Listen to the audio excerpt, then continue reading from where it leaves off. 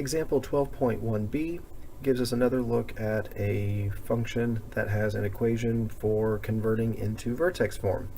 So this is another standard form equation, and from this equation we can see that a is equal to -1, b would be equal to 6, and since there is no constant, that would imply that c must be 0. So we want to get this thing converted into vertex form. We're going to use the completing the square process again, but there's one thing that I want to make sure is clear about the complete the square process. The complete the square process works best on an expression that has a leading coefficient of just 1. Now the leading coefficient is the a coefficient. It's the one that's attached to the x squared. In this case, a is equal to -1, which is not 1. So I'm going to factor out the -1 from both of the terms that are here. Now I'm not doing a greatest common factoring because that would require me to include the x as well. All I'm doing here is just factoring out a -1. So we're not going to be doing factoring in the same sense that you would have done in a developmental course or a high school version of algebra. We're borrowing factoring for a very specific purpose. So if I factor out the -1, then I will have x squared minus 6x left over. And let me also make this clear.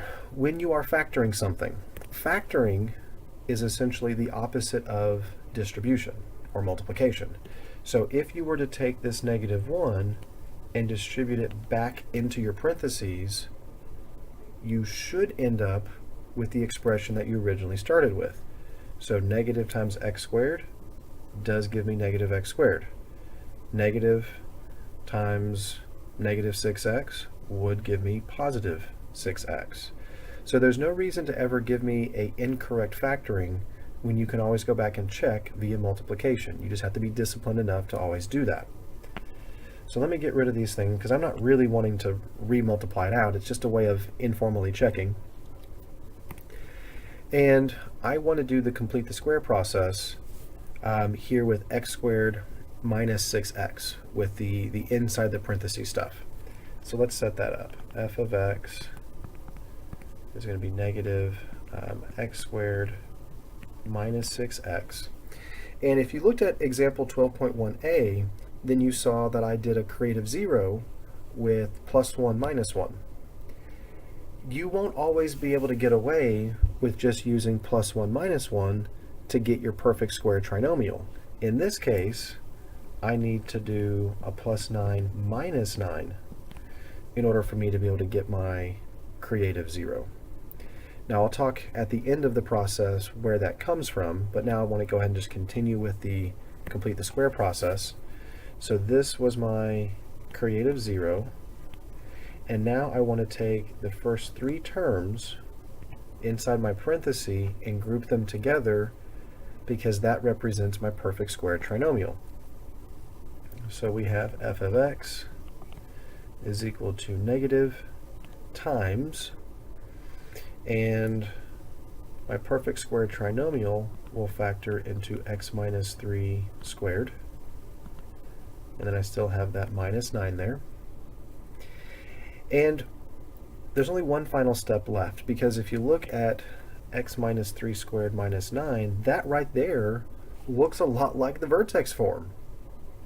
But we need to take that -1 that we originally factored out, and we're going to factor it back in. Well, not factor back in, we're going to multiply it back in.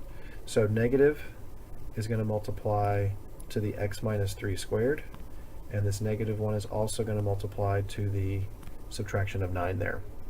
So this is going to end up resulting in f of x equals -1 times x minus 3 squared plus 9.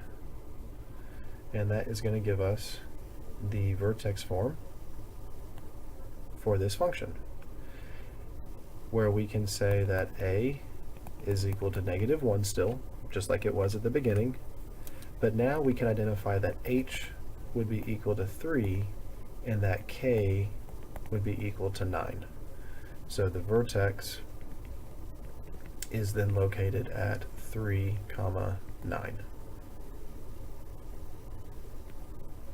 So that completes what the question is asking for, which is to express the vertex form for f of x and to also state the element of f that represents the vertex.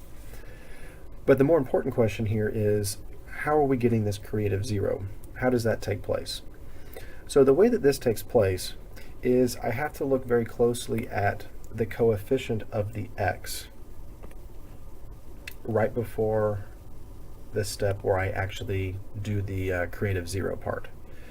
So this becomes my b value, if you will. We'll call it b star, because the actual b value for this we said was 6, which was coming from the original standard form equation. There's that plus 6 there. But once I factor out the -1, my b value now becomes -6.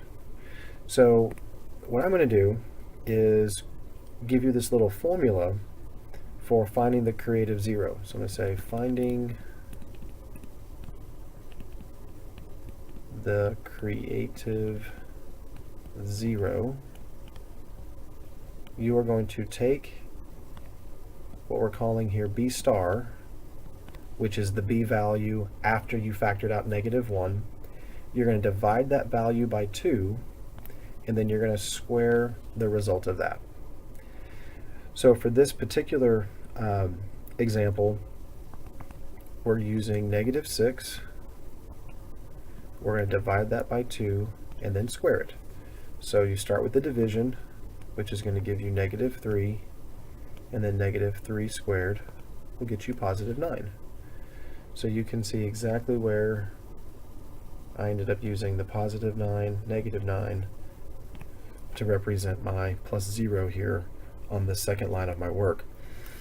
And another thing that's really interesting is the -3 that you end up getting after you divide by 2. That ends up being the same value that shows up here in the factoring. And that will end up happening every single time. So when you do your completing of the square, it is not just a random creative zero that we're using. It is a very specific creative zero that will guarantee that we have a perfect square trinomial every single time, so that way we can get this vertex form to appear and we will have standard form converted into its equivalent vertex form.